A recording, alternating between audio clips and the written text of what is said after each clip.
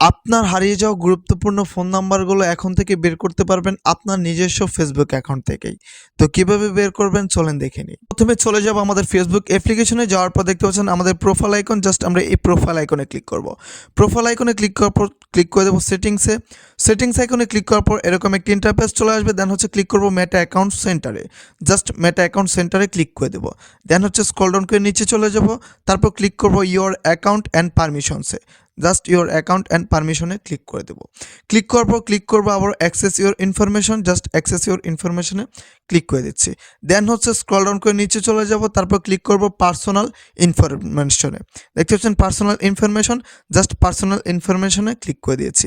দেন হচ্ছে scroll down করে আবার নিচে চলে যাব, দেন ক্লিক করব your address books, just your address বুকসে ক্লিক করে দিচ্ছি।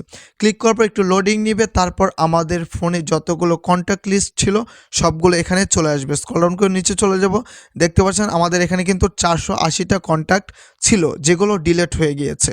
দেখতে পাচ্ছেন এখান থেকে কিন্তু সবগুলো কন্ট্যাক্ট আমরা দেখতে পারবো। যদি আমরা একটি নাম্বারের উপর ট্যাপ করি দেন হচ্ছে আমরা ওই নাম্বারটির সম্পূর্ণ অংশ দেখে নিতে পারবো। তো ভিডিওটি ভালো লাগলে ভিডিওতে একটি লাইক কমেন্ট করে ভিডিওটি শেয়ার করে অন্যদের দেখার সুযোগ করে দেবেন। ধন্যবাদ।